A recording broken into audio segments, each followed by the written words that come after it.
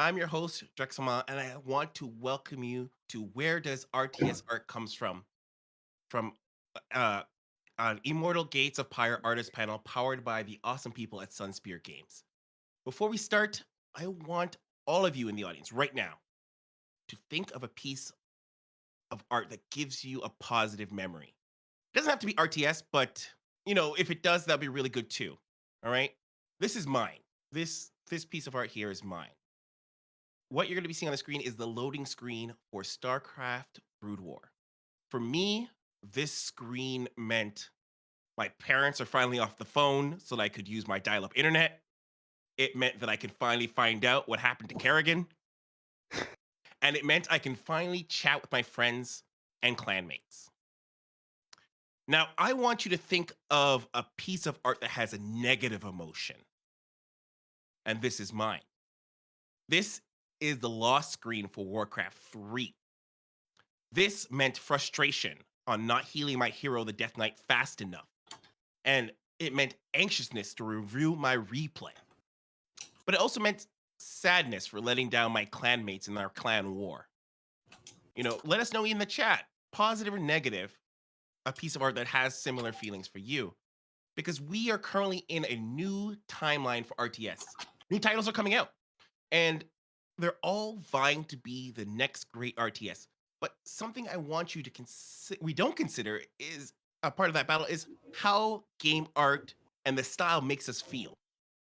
I want to quote someone from my chat in the pre-show that I had yesterday, and they said it's freaking hard to make art for an esport. You have to balance spectacle with clarity and emotional resonance. And I totally agree. And that's what we're going to explore in this panel today, where we have 3 artists of SunSpear Games, and they will help guide us through how we get from ideas to win screens. So I want you all to welcome our guests. All our guests here. Oh, I saw. All right. So I want you to all put up your hands as I introduce, so everyone here in the audience can know who we're seeing. All right. Starting with Javier. Javier, former StarCraft 2 Grand Master, currently art director. He has 280 row spreadsheet. I'm not even joking. 280 row spreadsheet of every game he's ever played. He's a lover of Steingate, Uzumaki by Junto Ito, and My Hero Academia, among others. Then we have Annabelle. That's me. Annabelle, Annabelle, concept artist, love of history, a lover of Sailor Moon, Glass Mask, Oh yeah, manga, and she owns the art book of Prince of Egypt, which is one of my personal favorites. yeah. And played Diablo 2 as a kid, mainly Sorkin Assassin. And then we have Melody. Yeah, Melody, concept artist, unit design. Usually UI elements, smaller, lower tier units. And she was inspired to be an artist from Metroid Prime because of its unlockable concept art. I hope a lot of you in this audience can remember Metroid Prime. I don't know how old everybody is, but she loved Studio Ghibli before it was cool, starting with Princess Mononoke. And a fan of Dungeon Meshi, or Delicious Dungeon in English, the manga. All right, welcome everybody. Welcome to this panel. I want to start off with a very simple, easy, run-of-the-mill question for us all to go around before we get into it. I want you to tell us where you're located, and then what was the last song you rocked out to? I want to define rocked out. Rocked out, I mean like no one's watching and you're bobbing your head in and out. So let's start with Javier. Where are you located right now, and what was the last song you rocked out to? Hey, so I'm located in Mexico City. Ooh, and the last song I rocked out to, that's a really hard one. I think We only it ask might hard have ones been. here. Oh, it's so hard. I think it might have been "Oh Lord" by Foxy Shazam. Okay. Maybe. All right. Maybe. All right, Melody, what about yourself? Come back to me. I gotta check my Spotify recents. Annabelle, save us. Tell us, where are you located currently, and what was the last song you rocked out to? I'm in Oregon. The last song, I'm actually looking at my YouTube history. It was Karma Coma by Massive Attack. They're an excellent band. Yeah. Okay, all right. They're the guys who did the house theme song, just in case you don't know. who they are. Melody, are you? Can you tell us? Are you has Yes. Spotify Okay. revealed? I had time to pull up my Spotify. I would say the most recent one I've listened to is "Choke" by I don't know how, but they found me, which is it's just a hell of a band name. I I love it. So, but where are you located? Let us know too. Where are you located, Karen? Forgot that part. I am also in Oregon. Perfect. Cool. Cool. Cool. All right, everybody. Now that we've got that out of the way, we're all in it. Let's talk a bit about art in Immortals. And so, a lot of times, people, you heard obviously my introduction about the emotion that a lot of people feel and get from artwork and and designing, how the design in the RTSs makes them feel. But what, you know, what influences from RTSs do you guys draw from when working on Immortal Gates of Pyre? Anyone could jump in, by the way. I'll let you guys sort of. Ooh, We'll start with RTS. So let's specifically, talk Yeah, about RTS. Javier, you might want to Specifically go RTS. because I haven't played too yeah, many of them. specifically from Ah. RTS. So there's there's always some StarCraft, right? Like you cannot Mhm, not be influenced by StarCraft if you're working mhm. on RTS. But there's some Spellforce for anyone who hasn't played Spellforce. It's an amazing like mix between RTS and RPG, and the art is just gorgeous, absolutely beautiful. Um, Are we talking like the concept art? Are we talking unit design? Kind of clip, because art is mhm, very nebulous. So let's kind yeah. of, bring it down. What part of the art? So something I love about Spellforce art is just the tone and vibe it has. It's a Hmm. very refined, very powerful, very evocative setting, and I really dig it. I do know we've drawn some influence here and there from StarCraft. Something that's just done better than probably any other RTS up until this point is how well it works in relation to the gameplay and the player experience. Right? Mm. I also find it very beautiful, but the art just works. It's insanely readable. It's built um, to really work with the gameplay and enhance the gameplay in a way that few other RTSs have done. Can you maybe tell us what an element like that would be? Because you say enhance the Mhm. gameplay. What Yeah. does enhance the gameplay? Uh, like, can you quantify enhancing the gameplay? Because, like, I know as a player, that's how I would Ooh. describe enhancing the gameplay. I feel it. I just feel it. But do Mhm. you, as an artist, are you able to maybe extract anything like that? Like, what Yeah, does that? there's few ideas I can throw out there, and Melody and Anna will feel free to jump in if you think of any yourselves. But Yeah. for example, the silhouette of every single asset in StarCraft is very unique and easy to distinguish from all of the other ones, right? There's a Oh, couple of exceptions, but it's easy to, at a glance, know what's going on, right? Um, the way the way player color is handled, it's also another very important part of art enhancing gameplay. You need to be able to tell who owns what, especially like in a heated, chaotic battle. Um, the way attention is brought to the important elements, right? So if there's a very dangerous spell, you want to be able to know intuitively um, that's something you need to be careful about. You need to get the hell um, i- away from is there. is that, do you use colors? Is like, how do you? What is the method to distinguish a dangerous element?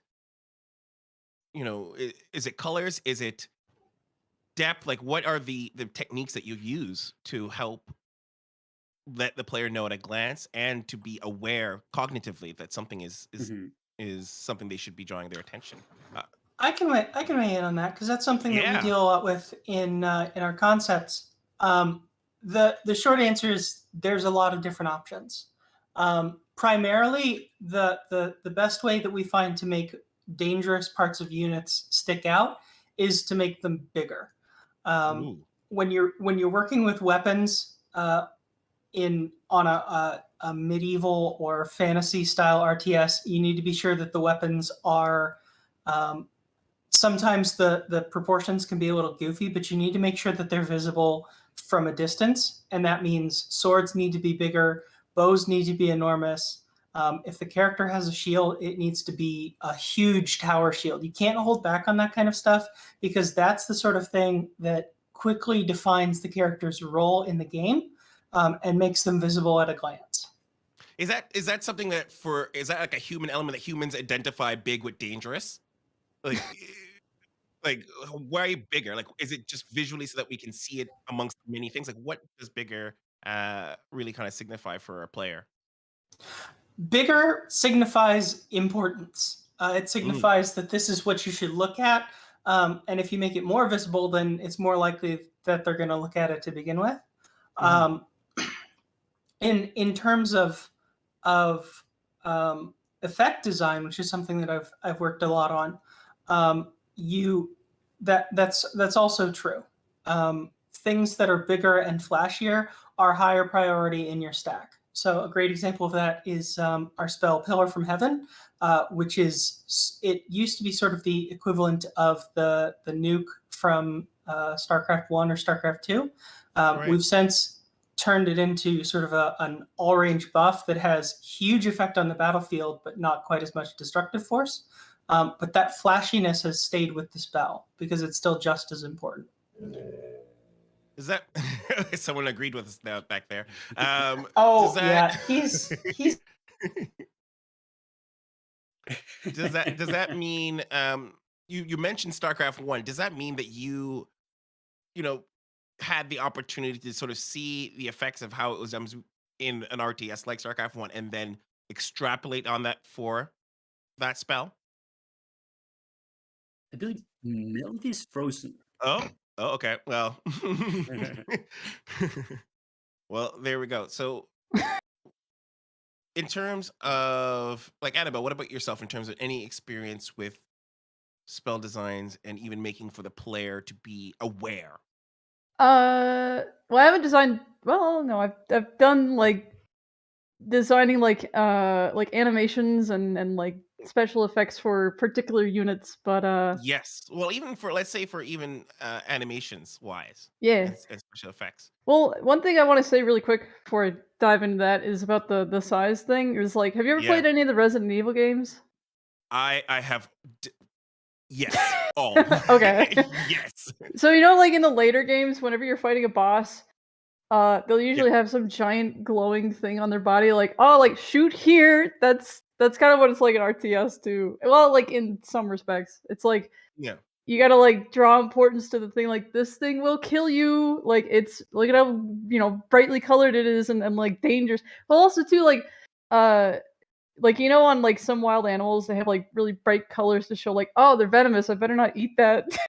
That's kind of like, at least for some units at least in the Aru faction, that's kind of it pertains to that. It's like, oh, that thing is like brightly colored. It's probably gonna have some horrible acid attack that can melt me into a pile of bones. Yeah, that was one of the most interesting parts about working on Aru is that they follow a lot of different structural rules to like how color works. Yeah. Because they're creatures that are made of plant matter instead of flesh and bone. We couldn't, in a lot of cases, draw on our usual suspects for how color is distributed. So, great example of this is the Masked Hunter, which is he's an Aru, right? So he's made entirely of plant material, which means the distribution of player color specifically had to be determined basically by just feeling it out and by looking at plants instead of animals for reference. So we couldn't use other RTS factions for this because there are no RTS factions that exist that are made up entirely of plant-based characters. So where do you turn? Like, do you turn to the real life for that? Like, where do you turn for that solution? Real life is always my first reference. whenever we start a concept, we always start with a mood board of real life locations, references, and creatures. In the case of Aru, that means collecting botanical pictures. That means gathering close up textures of different types of wood, taking pictures of overgrown roots, stuff like that. Yeah. All of that stuff is hugely helpful, not only in building a library of records that we can use for our art, but also in understanding how the character we're building is going to be shaped in silhouette. Oh. And for others who've been on, like, who've worked on the Aru, uh, was there any particular plant or animal or anything that jumped out to you that really would signify, if you were to summarize the Aru, what would you use in terms of like a real world example or element that you drew from? Okay, I have a bone to pick about this actually, because yesterday there was a guy named Pig streaming, and Yes. he showed off the Ichor for like a split second, and this other guy named Santa said that, oh, it's a murder vomit cat. And I was so upset. I was like, no, I was screaming at my computer. I was like, no, it's a murder vomit dog, damn it. Because, and I'll show you, I have a lot of reference pictures of boxer dogs because they're kind of what I was going for. You know, they got like the big jowls and they drool everywhere, but they're also kind of like skinny and like sinewy and weird looking. So I was so outraged. I ran and I typed in the chat. I was like, oh god, I failed. I have to start this design over. But that's one thing that I was so mad about because I was like, you know, I poured my life into this vomiting dog thing, and you got the species wrong. I think since it's still a placeholder and we can see Yes, it's still like the texture sliding properly, like around. right now it looks like a little plastic figurine, right? Like a little Yeah, toy soldier moving across the battlefield with no animation, all stiff like that. yeah. I think once there's animations in place and the textures are in, I I hope so. I hope I'm it gets pretty fixed. confident it's going to show the dog influences much more I hope clearly. so because I was so like, oh man. As an artist, you know, it like gets you like right here. It's like no. That's an interesting question though to bring up, is like, is there a part of being a, like, in this profession, the element where you put your love in it, because like all you guys are drawing from real world examples to bring together, and your experiences to bring together this art. And when the player gets their hand on it and it's not maybe the Yeah, reaction you wanted, and then you're how like, do you hear what they you call it, and you're like, oh, there's another nickname for it we didn't think of. Like, what was the yesterday? I forget what they were calling it, but they kept referring to it as like a maple syrup pig thing or something like that. And I was like, I never associated like the sacks of acid all over it and the amber stuff as maple syrup, but hey, to each their own, I guess. do you And it guys try to also go didn't for look like a pig. associations? Do you guys try Sorry? to go for, like, like, purposely, aside from what the player takes from, but do you guys try to bring mental associations to it? Like, I'll give you an example. Yesterday, when we were doing the stream, I think a lot of people, we saw the quaff and we called them like the heavenly Protoss, and then we saw the R, we're like, oh, we called them tree zergs because it helped us wrap our minds around what we were seeing. And do you guys ever Right. go for associations deliberately Oh for yeah. the audience to be able to get things easier? Oh, I Oh, I think think you're muted, Melody. you're muted, Melody. I'll You talk in guys the hear me? meantime. Yeah. Yes. Okay. Associations are one of our key interaction points with the things that have come before. It's something that comes up a lot, especially early in design, because StarCraft set up some really easily understandable archetypes, not only in gameplay but also in design space and character design. We lean on that kind of thing a lot. We want to set our own boundaries and we want to explore our own spaces, but it's important to understand that like those are tropes that exist for a reason, right? They're easily digestible. They make it a lot more understandable for players to get in because their understanding of the Protoss, for example, in StarCraft One, will shape their experiences with the Garath because we want them to play the Karath similarly to how they used to play this the Protoss, right? Absolutely.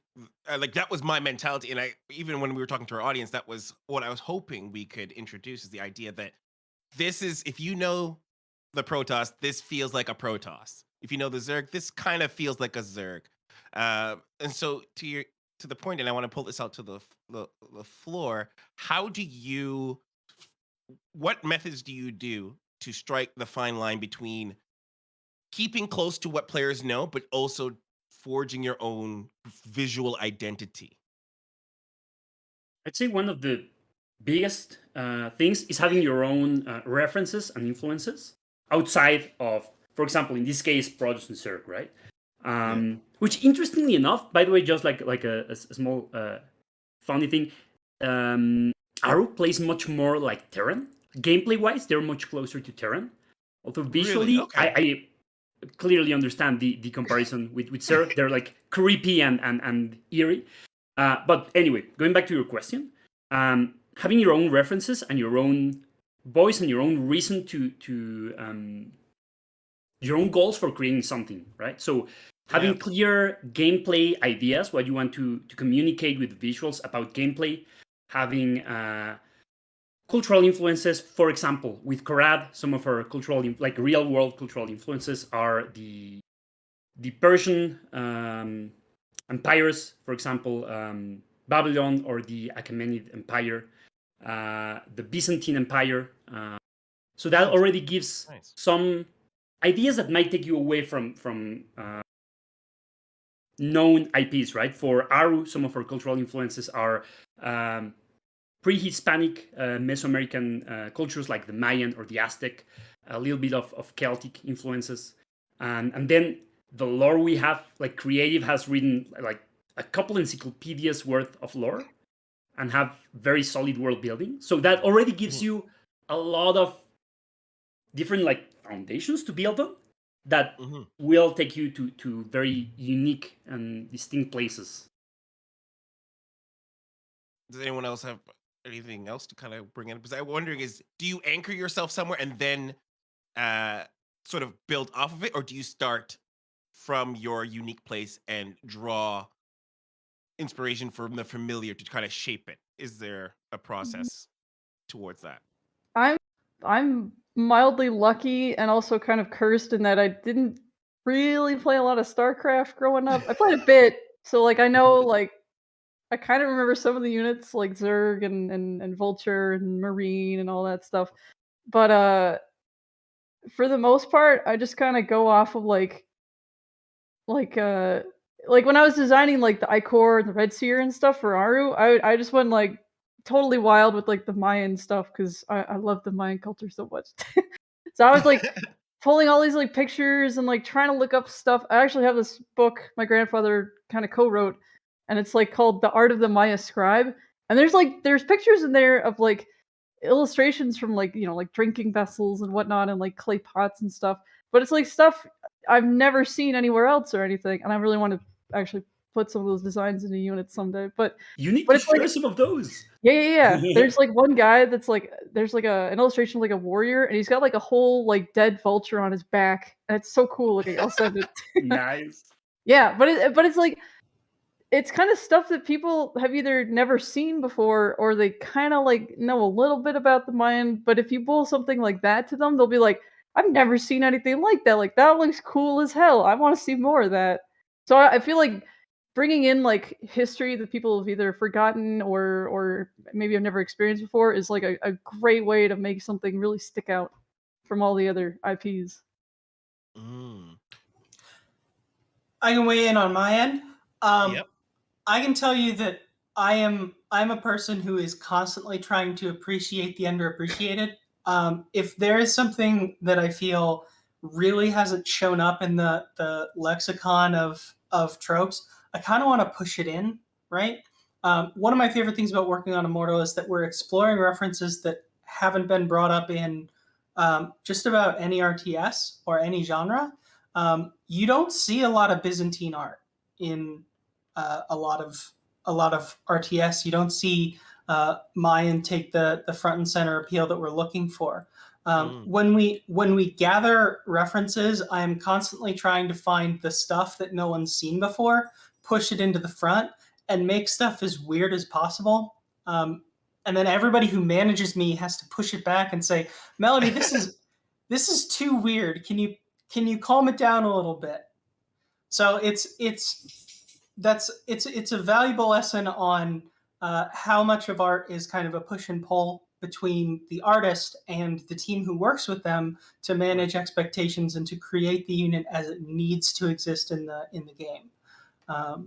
Can you give us an example of a a pushback in terms of, like, someone might say, is it too bold, too colorful? What is like a pushback that you might get when you try to go weird? So the biggest issue that I've had with the Aru is we have a phrase that we use when we're designing units called the bumblebee effect. Um, Specifically, when we're talking about player color, player color distribution is something that we manage very tightly on all of our units and structures. The reason for that is that is the key identification point for your entire army. And if you can't see it clearly on every single unit, you're going to lose your army in the mix and you're going to lose the game. One of the things that was a part of our recent restructure was actually designing those so that they would be more visible. But in a lot of the design passes that we did before and during that change, we discovered that if you break up those blocks of player color into smaller pieces, it produces a kind of disorienting and hard to identify effect, which we call the bumblebee effect. You need to be sure that player color, whether or not it's organic or created, it needs to be broken up into understandable blocks of color that are Mm. visible from all angles. Anyone else want to kind of tack onto that? Because that, I think, Yeah. is Like in StarCraft terms, I think this might be useful for anyone who's not too familiar yes. with the art of Immortal. The Zealot, Zealot, is not too good in these terms of player color distribution. It's got like small areas of player color all over the body, and it's like Yeah. slashes the body. It's less readable player color wise than a lot of other units. The Marine is really good because it's a big chunk of player color with a big gun that's not player color, and the head Helmet? that's not player Helmet. color, right? Yeah, The yeah. helmet, yeah. So that's a good example. And yeah, we start noticing when we screwed it up in our own units, we had a hard time playing it ourselves, and we've gotten a lot better as we move forward. And so we're talking about player color distribution versus like the unit's color palette, right? And so that Mhm. element, and so you guys manage that really closely. And so is there pushback on your personal take on, wanting to go weird and bigger that interferes with the other team's ideas, pushing back, saying, oh, wait, this element of the game needs to be considered? And so, how would you describe an interaction, maybe with, maybe your desire to make the units feel more unique versus the player's expectations having to be put into consideration? I think the best example I can think of that is there's a constant clash between concept and implementation. Um, Obviously, everybody's on the same team here. We're all trying to make the best game and the coolest game that we can. But I think implementation is constantly dealing with the realities of the engine that we're working with. They're constantly dealing with what Unreal 5 can. Is it Unreal 5? It's Unreal 5, right? Yeah. I can't. I Unreal can 4. remember. I Seven. can remember It's the okay. engine. I can never remember the number. The realities of the engine that we're working with are something that we need to manage, and that means that sometimes the concepts that we make are a little too ambitious for the engine to handle. Mhm. Great example of this is the Bone Stalker. I don't know if the Bone Stalker, it should have been shared recently. It's in the game now. Yeah. The Bone Stalker's cloak was a point of contention because flowing cloth, especially flowing cloth that touches the ground becomes an absolute nightmare for tech to implement. Mm. I it's one of those things that I learned early on in my process is that the decisions that a concept artist makes are kind of like the butterfly effect. They can ripple out throughout the entire pipeline process. Um, and if you decide to make a character with a big, huge, long cloak that brushes against the ground for like a tier 1 unit, um, implementation is going to have a hard time implementing it. Animation is going to have a hard time making it not break when you create the units. All of that stuff is stuff that creates problems, and it means that there's a lot of pressure on the concept artist to produce stuff that is actually workable. Mm. And this is a perfect element because I wanted to mention I had a question about constraints. And this is almost perfectly leading into the idea of constraints. And so the engine is one constraint. I presume even time is a constraint. And then the player's resources, graphic, like I'm sure implementation like looks at the player's resources. Do you find that um you run up a lot of constraints mainly in your concept or when you've already pushed it through and you have to go and revise it? Where do the restraints fall into the pipeline of you putting out something?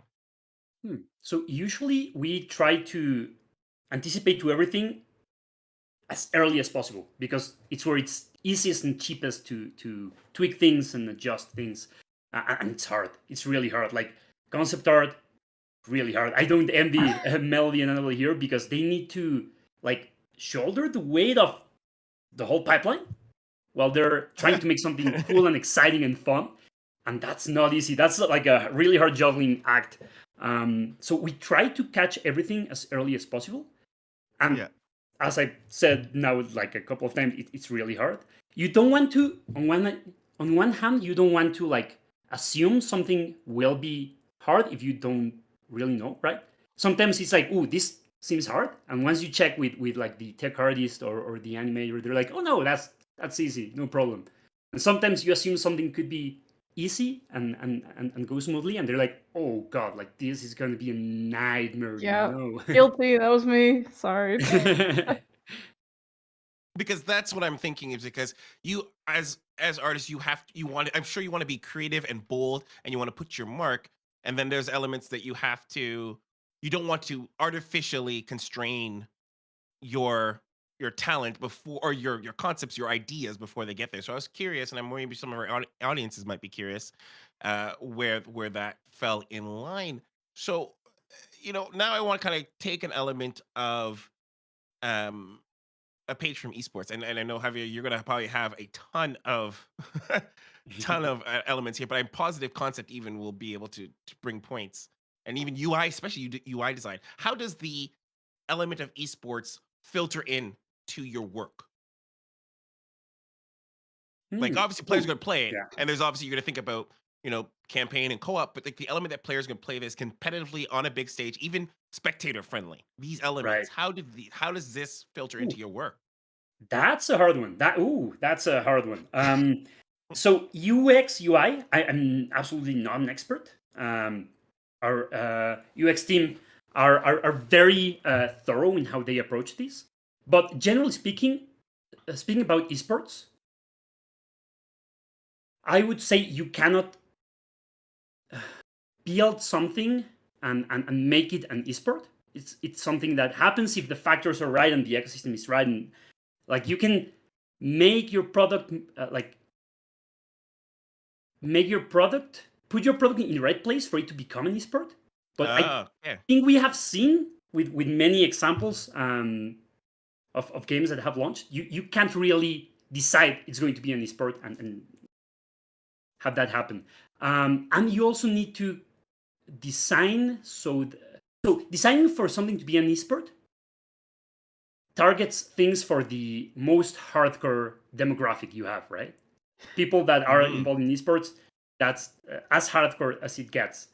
Then there's also the expectation side of things. You need to make things viewable, easy to understand, and exciting for an audience that's just watching and not playing. And then you also need to be able to cater to the more casual audience. That's going to be like a big, huge chunk of your audience. That's probably going to keep your ecosystem healthy and thriving and alive, right? So for esport, there's a lot of things that, as I said, I wouldn't be the expert about UX and UI that need to be super tight.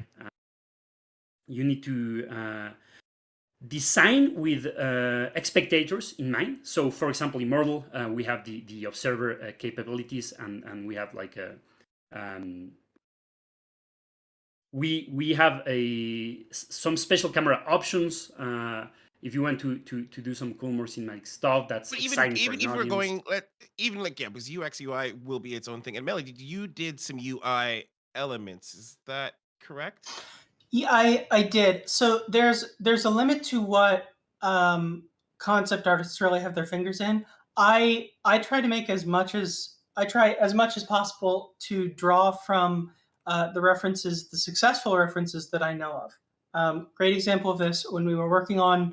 There's been a lot of work done on ability icons recently. When I worked on those, it was incredibly key that we reached to as many games as possible to see how many companies did it a certain way, compare things, see if there was a new space that we could explore. We're currently in the process of understanding, restructuring, and redesigning a lot of our ability icons so that they're more recognizable, more striking, more colorful. And a lot of that involves deciding how are we coloring things, right? Mm. There's a lot of distinctive MOBA styles out there, and obviously Immortal has its own art style.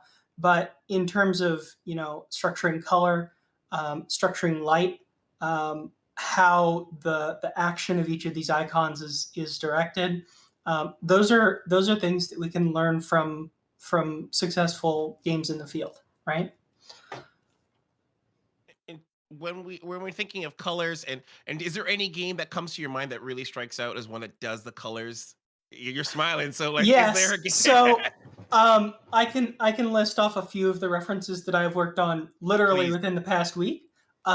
I've been pulling icon references from Final Fantasy XIV, Dota 2, League of Legends, StarCraft 2, Guild Wars 2. There's a lot of twos. For the most part, we're looking for things that fit into the MOBA and RTS genre.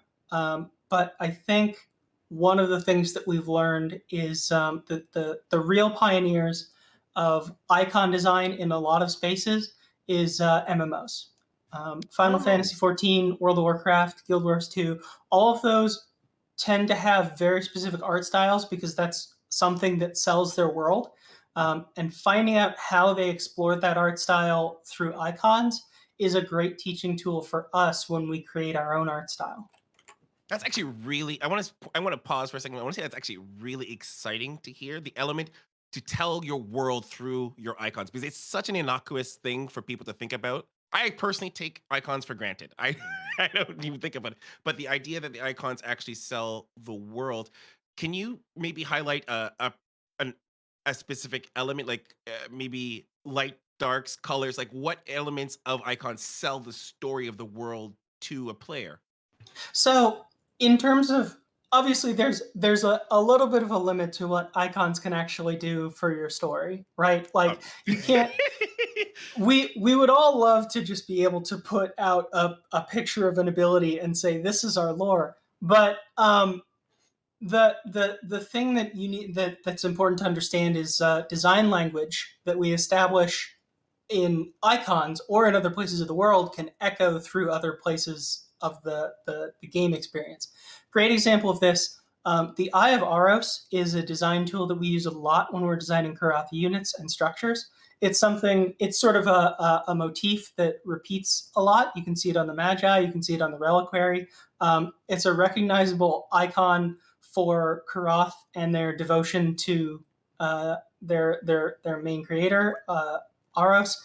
And when we reuse that in icons, in structures, and abilities, we're teaching the player that this is what Karath is, right? Right.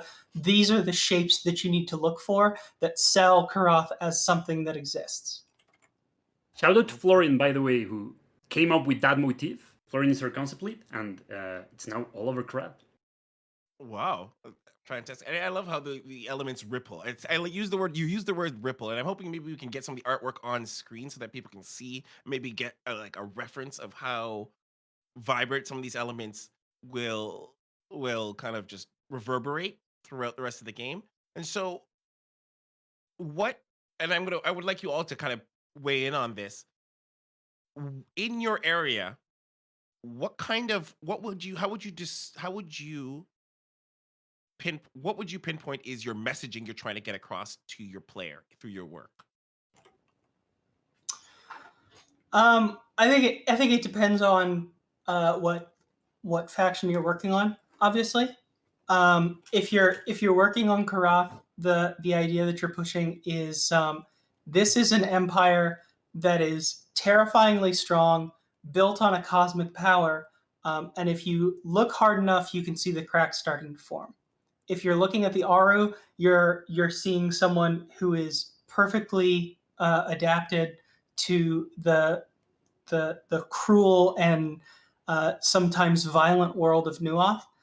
You're looking to sell to the viewer that the Aru are something to be feared, right? The a lot of those are things that don't have a specific byline because they can vary from unit to unit. Great example of this: the symbiote for the Aru is probably the cutest character that we have in the game presently, and we wanted to keep that nice and simple. So we're not going to cover him in spikes. We're not going to cover him in blades. He's not going to have any weapons because he's a worker unit, right? Mm. Anybody else? Maybe Javier. I got nothing. Like, is Just there a want to add message you to- try to even in that message? Like, what is there an element of your own personal experiences that you would like to come through your work, even to the player, that the player recognizes? I that might be a little hard to like kind of differentiate. Like, oh, I recognize that unit. That's obviously Annabelle's work. No, that would be nice, but I think I guess one thing that I'd like to try to bring in is I said it before, like historical stuff that people Mm, don't really remember.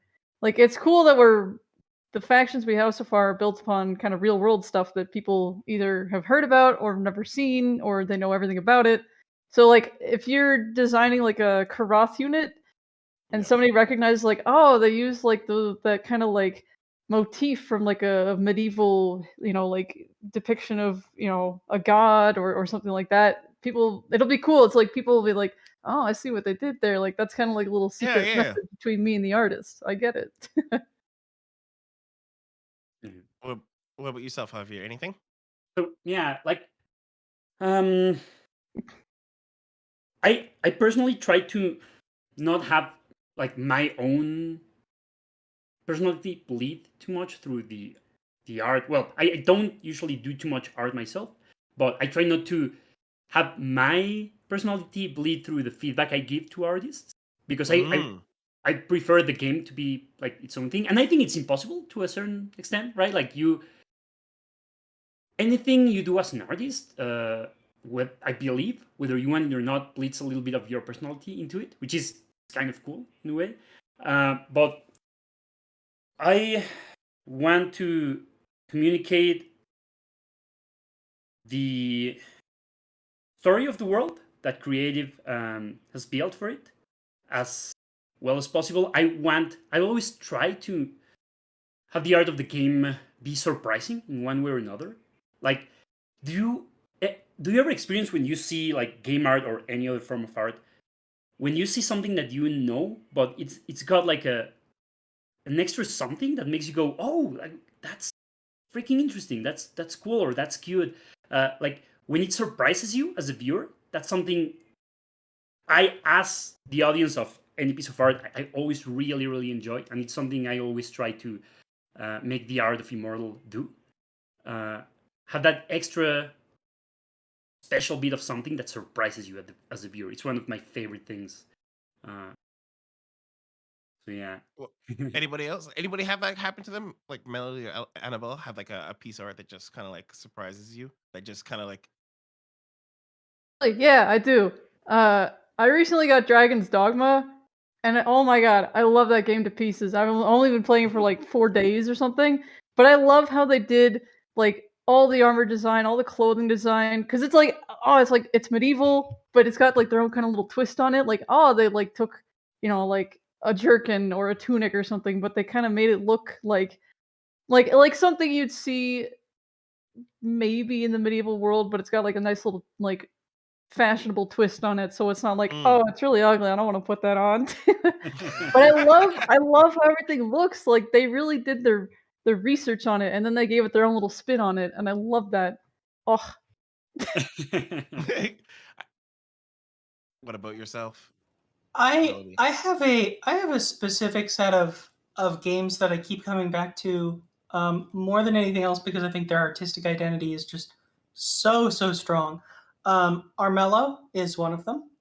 Let me check my Steam library. I had them in my hands. Oh, Hades by Supergiant. Supergiant is one of those companies that I keep in my references list at all times because, in terms of a company that has its own artistic identity, I think they're the benchmark. They are one of the companies Mm. where you could look at any game that Supergiant has made, and you could say, "Wow, no one else could make that but Supergiant." Right? Hades is a perfect distillation of that. Every single character in that game is absolutely tremendous. You could put them as the main character of their own games, and they would stand on their own. That's how strong their designs are. But it's supplemented by small touches that I think can teach us at SunSpear specifically how we explore our own style. Great example of this in Hades. This may not be something that a lot of people noticed, but there are a lot of sort of little colored lines on the edges of units that serve to sort of define these characters as something that is almost made of light, something like Right. scintillant or reflective of a bunch of different colors.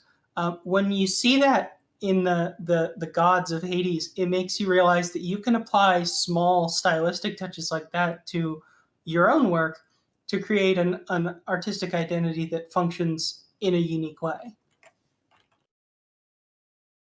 Is there an example that you could make from your own work that has that you try to get that across? Un- Unfortunately, I don't have anything presently that I could like snag from right out of the books. But I do think that the Whitewood Reaper is probably the purest distillation of me getting a chance to sort of explore what I wanted from the Aru. There was a brief portion at the very start of the White Reaper's creation where I actually spent some time exploring exactly what I wanted the Whitewood Reaper's hands to look like. And Yeah. that is a portion of the design that endured until implementation. Oh, good. That the having the time to explore the very specifics of a single part of a unit is something that we don't often get a chance to, but defining the character's hands is incredibly helpful in defining who that character is. And so by having that opportunity early in the unit, I was able to sort of stick to that and sort of flesh out the smaller parts of the unit in a very interesting way. It's funny to think of something so small like hands being so like impactful. And so i- is there a time when like a play tester or a community member or something like that noticed something about your work that you didn't think they would see? Anybody? Hmm. I'm oh thinking man, about it. I struggling. instantly think about this is not an immortal example, but what you mentioned, I instantly think about the StarCraft one vulture. Hmm. Until very recently, I didn't realize there was like a little guy driving it, What? visible. I thought it was like a cockpit with like a tinted glass or something. And after Yeah, yeah. years of like having seen it very frequently, I was like, wow, what the hell? This is interesting. And I'm thinking about Immortal. If there's been a case like that where someone's been like, oh, look at Same this thing for little me with cute Easter StarCraft egg. 1 and missile turret. I didn't know there was a man in there. There's a little man in there There's inside the missile. wow. I'm googling this. Yeah. So for anybody, is there anything that that saw that you didn't think was um that someone would notice, and that maybe a fan or a playtester just said, "Hey, this is this." So one of the unique things about working on RTS design is that because of the expectations we're working with for units and engine, a lot of the stuff that we would consider tiny little touches ends up getting trimmed down. And Oh, the simple fact of the matter is, you know, RTS units need to be very simple because you're going to have upwards of 50 on them on upwards of 50 on them of them on screen, and they all need to be readable. What that means is that like a lot of the time, the little touches that you would hide they're kind of hard to hide, right? mm, Because these are units that people are playing with for ages, right? yeah. So their familiarity with them. I think a great example of this is Javier. Is the missile turret with the guy in it? Is that StarCraft 1 or StarCraft 2? One. And I think it's also in two. Oh, I'm maybe Really? looking two at a too. screenshot It right might be now, two. and my mind is blown. Damn, yeah. So It might be two, but yeah. Go ahead. I think it's I both of think them. yeah. I think probably the pull up my I at this point I'm pulling up like my list of units that I've worked on. Um, but I think most of the time it has to do with the stuff like um, Annabelle said, where you'll release a unit and someone will say, "Oh, that looks like that," and you'll go, "Oh, shoot, I didn't think that looked like that," but they got a different take on it. Pigman. I've, I'm gonna I've have a got word with him. I've got I just remembered a little like cute little detail slash Easter egg that I don't remember anyone noticing. Uh, this might be a minor art spoiler. No, I don't think so. Like the thrones, karate thrones, they've got Uh-huh. like a face looking up, like in like exalted, looking at the Ah. gods. But that's actually their helmet. That's not their face. That below the face, there's a little like slit where they can.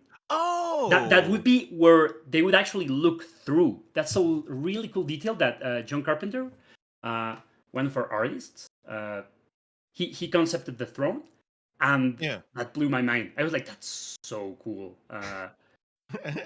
It seems like the face, and once you look closely, it's like, oh no, that's part of the armor, and that's kind of eerie. That I really like that detail. I find it really interesting. Perfect. And so, kind of, pulling some of the elements together. Like, what, what do you feel that you've got right in your role that you felt really proud of? Like, what elements have you felt really proud of? Um, for either like, from yourself or even that maybe a player has made you feel proud of. I can go if nobody else has anything.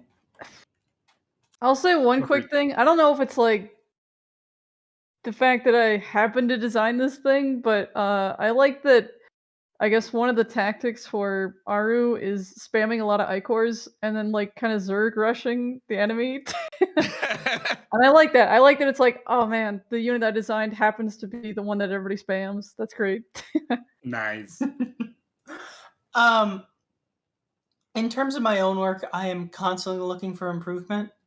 It's something that obviously an artist has to do if they want to thrive in this industry. Yeah. They constantly have to be looking for how they can improve, how they have improved, and I think it's really great to see a lot of the units that I worked on at the start of this process and see them as sort of testers. I've been with this company for 2 years at this point, and I think that my designs have never been stronger.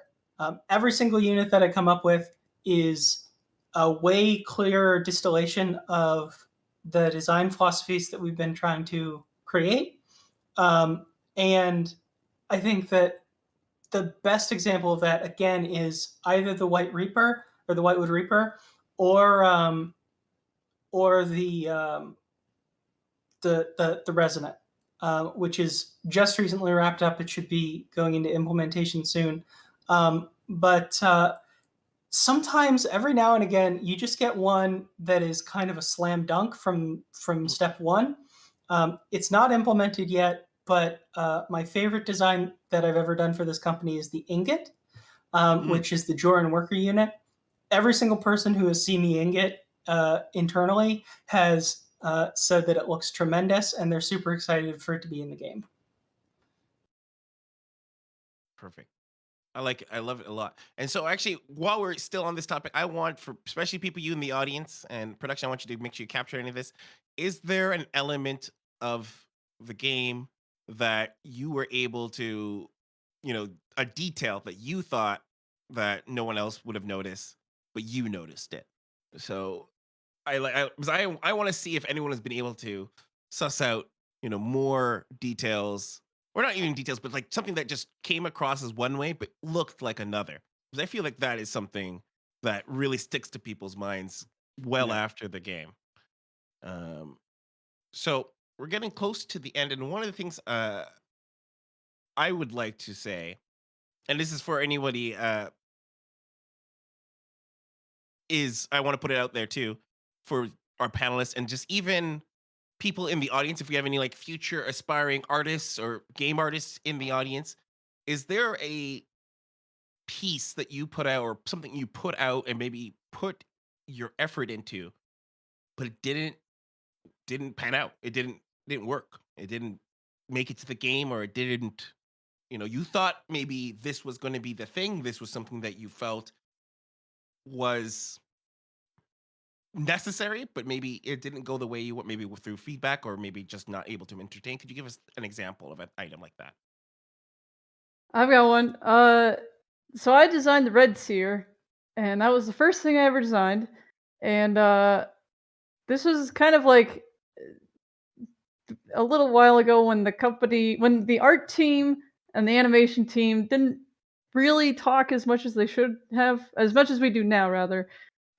So I designed the Red Seer to have like these like ground roots that would kind of just like slither all over the place. And we're not talking like 5 roots. We're talking like maybe like 60 or something, like teeny annoying little details like that.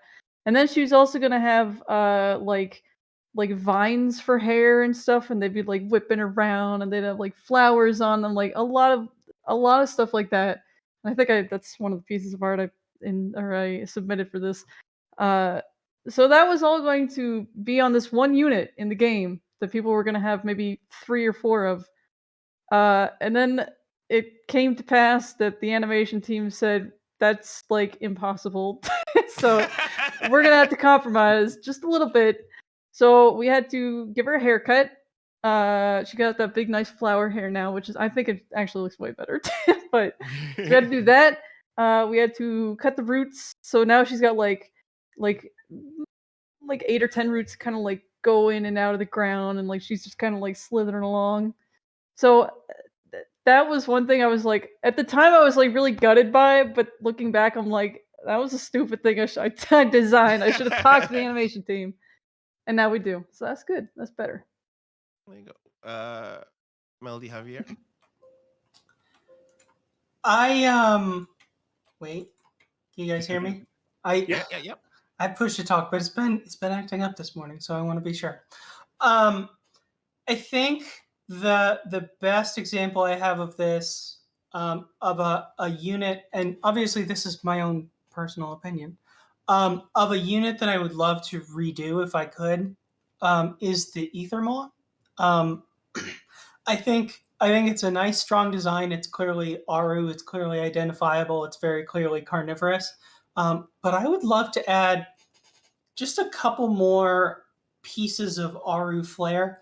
I think when we're working with tier 1 units and structures, we can tend to trim back a lot of stuff, and the end result can end up being almost too sleek, right?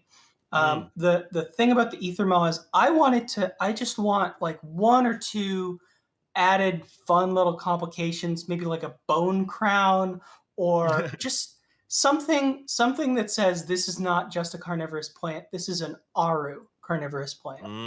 That's interesting because I feel the Ethermo is one of the most beloved assets in the game right now. I think And everyone, yeah, and I'd I be think curious to that see what you do with it. Yeah. it's one of those things where everybody has given us great feedback. They've said that the personality of the Ethermaw is great, which is something you very rarely get to say about a unit or about a structure, right? You don't often get to say that a structure has personality. I think the personality is definitely there. It's not that I want to like build the Ethermaw again from the ground up. It's more that I just want to like give a little bit. Again, it doesn't have to be much. I just want to like paste a little Aru Greeble on there, right? Like a little bone structure that says that maybe this thing is enormous, or it's covered in like bone spurs or something. I And love that's a unique relationship that I have with that piece because I'm the one who worked on it, right? Everybody else sees it and they're like, "Yeah, it looks great. I love him." And I feel like I'm because I was in there because he's my boy. I have a very specific relationship with this unit where I'm quietly in the back of the room looking for what I can do in my own designs to make it better next time. That's fantastic. You really like you almost like it's like you're delivering this little baby, and you're like, I want this one to from Yeah. I want all of my units to be the perfect distillation of what Immortal is. And that's not possible, but I'm still striving for it. It's the strive for it. Javier, what about Mhm. yourself? Ooh, I think what you describe of something you pour your heart into, you work really hard and doesn't make it. It's arts. The whole art team's like bread and butter. That happens all the time, constantly.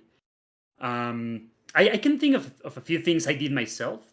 For example, at some point, the lighting on one of our old maps, of our first map, wasn't very good. So I jumped into the engine and I tweaked it myself. I worked really hard on it. I did, in my opinion, make it better. But even after I worked really hard on it, it still wasn't.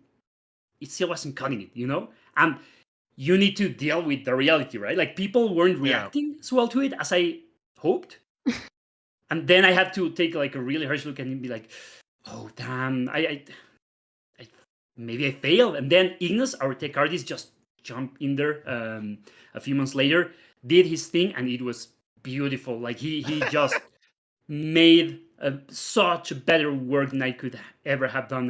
Like you need to try and be very objective and be like, yeah, that's so much better. And that's just one of countless examples I could think of. It's one just right off the top of my head because it was very clear, right? I wanted my work to work, but it didn't. That's a fantastic lesson too, in the terms of, you put there's a level of you put a personality and you put your own personality spin, but there's also a level you're part of a team and there's a push and pull. A really good example. So I want to kind of move into the final stage and say, what's a new direction of the game's art that we will be talking about come beta or the launch of the game that you want to tell us? Annabelle, you can go first. I was gonna say Jorah. Yeah, me too. Yeah, we've been goofing around with that faction and doodling, and it's gonna be something. We've been doing something unique with Jorah that we haven't had a chance to with a lot of other factions, right? Because a lot of us weren't here when design work for Aru and Karath started. There's a new part of this process that our concept director pushed for, called we had a Blue Sky Week for Jorah. The idea of a Blue Sky Week is essentially they give a presentation on what Jorah means to them, and then we get a week to draw literally anything from Jorah. It doesn't have to be something that's going to end up in the game. Some of us drew fashion, some of us drew architecture, some of us drew drugs.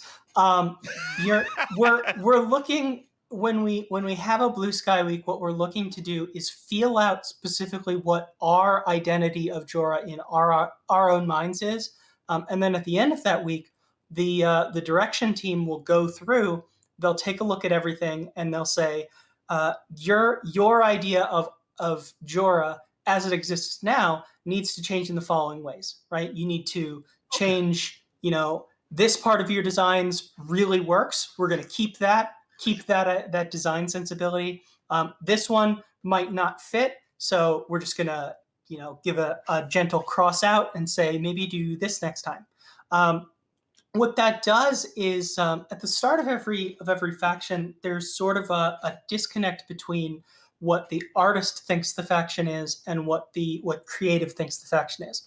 What a Blue Sky Week does is it serves to close the gap between that week so that we don't have to spend time in the pipeline doing that. We can just have a week where we get that out of the way early. It's incredibly productive. It's incredibly valuable. It produces a lot of art for stuff that might not ever end up in the game. I spent a lot of time doing dresses and fashion for like civilian clothes. And all of that stuff is stuff that's going to end up paying off when we start working on units and structures for Jorah. Perfect. And what we, Annabelle, and then Javier, and then we'll wrap up. Okay. Or gonna did you say- just kind of agree? Well, I gotta was know. just gonna say, like, yeah, I also doodled. I drew like females workers clothing, and can I say that I drew a pilot, Javier, or is that gonna get me Yes. axed? Okay, yeah, I drew a You've pilot. said it all. Yeah. And then I posted some pictures of like my dad's like a big like stereo audiophile guy, so we have this like amplifier sitting in the living room, and it's got these glass tubes with like little filaments in them, and when you turn on the amplifier they like light up and they get really hot. So I posted pictures of that, and the writers were like, "Oh my god, this is like perfect, this is exactly what we need." And I was like, yeah. I saved that picture in my reference folder specifically because I think it's going to be a fantastic reference for like everything Jorah. And my dad Nice. said he'll recommend brands of what are they called, like amplifier tubes for us to look at. It's so exciting to work on Jorah because we've worked on Aru and Karath for so long. We have design sensibilities that are very keyed into those two factions, right? We're used to working with the materials that these factions have on hand. We're used to working with Godstone and gold and silk, and we're used to working with root and bone and amber. But now with the Jorah, we get to experience something that we haven't touched at all in our designs before, which is pure industrial, right? We get to work with squares. We get to work with catwalks. Wow. And I'm excited to work with squares. I don't know about tubes, you. dude. Cylinders. Oh, the man. squares. Oh man, you guys have no idea how excited I am for squares. Sorry, That's I just just the got it. hardest thing to say. It's like squares are cool, but hear me out. Cylinders. That's where it's at. Cylinder. and I think that there's kind of an appeal to like that really messy industrial stuff, like oil rigs or drilling stations, right? Where like everything clearly serves a function, but if you pull out and just look at everything from above, it's just kind of like a mess of steel. I think it's really expressive. It's fascinating to look at. I love it. Absolutely. And so I think we're rolling up into the end here, but just before I have it, did you have actually an element that you, because we just went on this Yeah. huge time on the Jorah, but you didn't say anything about the Jorah before we Well, close just- out. I got excited about squares. Something art-wise in the future that I'm excited about. This might not be exciting for other people, but polish. Just adding polish to what we currently have. Like polishing the heck out of everything. I'm super excited about that. Because we always try to hit MVP, right?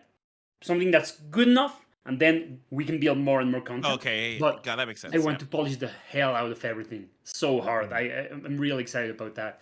Then Jorah is. I'm super excited about Jorah as well. Working on a new faction, getting your hands on a brand new flavor is always super exciting. And then there's a couple of other factions that still aren't in the immediate horizon, but Can we name Iratech, them? which is I think Yeah. we can. Stop me, someone stop me if I can't. But Iratech, Hurry up, which just is go so we can. We'll end off of your note where you tell us the secret reveal right now, quickly. Iratech, which is a sister faction to Aru. They are more beautiful, more virtuous, more based on like some Japanese ideas of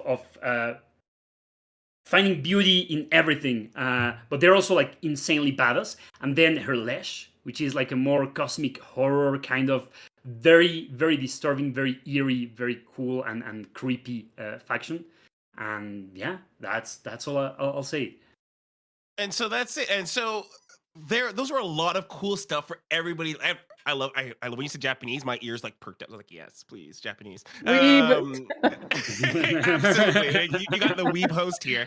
So absolutely. So I want to say I think that we started this talk with the idea of understanding where great RTS art comes from. And I really feel that we covered so many great elements that reveal, especially for me, the someone who I definitely consider myself an end user. You guys pulled back the curtain to allow me to see this process, and I wanted to thank you, especially on behalf of the audience here, for sharing your experiences and your stories with us. And uh, very much thank you very much for being here, all of you. Thanks so much for having us. Absolutely. And to you guys and gals in the audience, I hope that you got from this a deeper appreciation for the blood, sweat, and tears, but also the passion and the dedication to put together something that you will find and enjoy and love and build your own memories off of. So I've been your host, Reckon. This has been the panel on, you know, where does great RTS art come from? Until next time, see you later.